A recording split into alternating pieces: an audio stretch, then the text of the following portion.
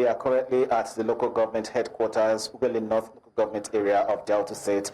Behind us, there is a closed-door security meeting ongoing between the local government chairman, that's Agbarho, and the mothers of the alleged children, alongside with security agencies. We have a routine of security agencies ranging from the police, the DSS, the Operation Delta Swift, and so on and so forth, including the DPOs from within these divisions that governs the Ughelli North local government area. It's going to be quite extensive because this is the first meeting that the council chairman will be holding with the families and security agencies. Don't forget that Agbarho has been recording series of disturbing cases of disappearance of 26 children for the past 8 months. And this has created a lot of concerns. Even the women last week Thursday came out to the streets to protest over this mysterious disappearance of their children. And not only that, they called on the state governments, called on the relevant authorities to come to their aid to enable them to reunite with their families. However, just like what the constitutions empower the government, even at the local area, is to provide security and welfare for the people, and they are anxiously waiting. Most of the women we saw from their faces, they know they are actually pains. Most of them have been crying all through this period. Some of them even traveled away from Agbarho to go to their various villages to go and seek for solution. We don't know if this meeting will be able to provide alternative solution to what they are looking for. Obviously, the children they are looking for, they are not here. But one thing lies in the hands of the security agencies to help to curb those areas, to help to investigate and be able to get their children back to them.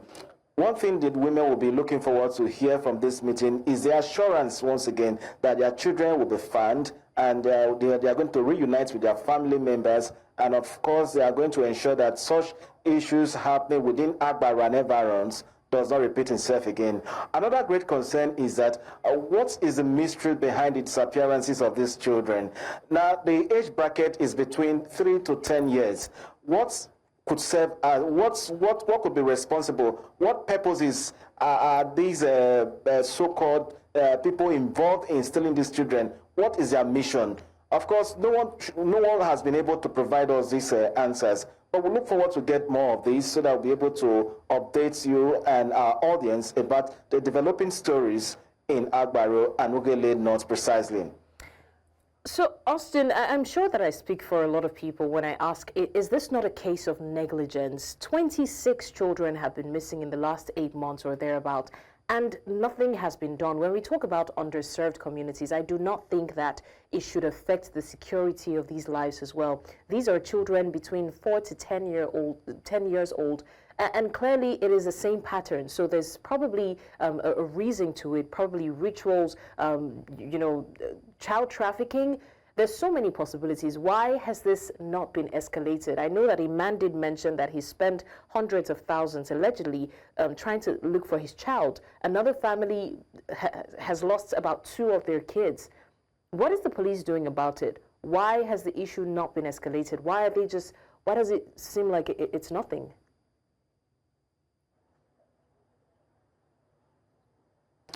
First, let's look at the issue of parenting.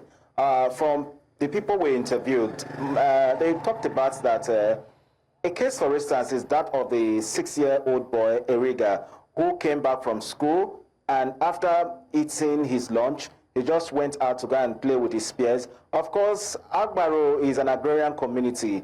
It's not really an urban setting, for instance. You have a lot of children who play around with their peers and so on and so forth. So obviously they just left those children for them just to hang around with their peers. And of course, from the place they took us to that the young boy went to play is not far from the house, about 2 poles thereabout. And there's something that was striking for what they said, that each time the boy is thirsty, he always runs back to the house to come and drink water. After 1 hour, the child did not run back, and the mother quickly went to look for this child. And this disappearance of these children happens almost every day and almost every week. As this mother is crying, looking for her lost baby, her child, or whatever, another mother is elsewhere crying So this cry actually triggered the protest that occurred a few days ago. However, if you come back to talk about the security and the operatives and models of operandi in Agbarho and environment, some people have actually said that they went down straight to the police stations to go and lay their complaint. But after laying their complaint here, however, they will assure them that yes, their children will be reunited with them. But after days, months, they have not seen their children. So what are the security agencies doing about this? So at the end of this security meeting, we'll be able to unravel the efforts put in place by the security agency to curb this incessant disappearance of children. And this thing is not peculiar to Agbarho alone. For the fact that Agbarho is dominating the media space, other communities have equally experienced this. But the question is that why haven't they gone out publicly to come and say it so that concerned individuals, including the government, will look into it, just like what the governor is trying to look into this issue that has been deviling Agbarho for the past few months.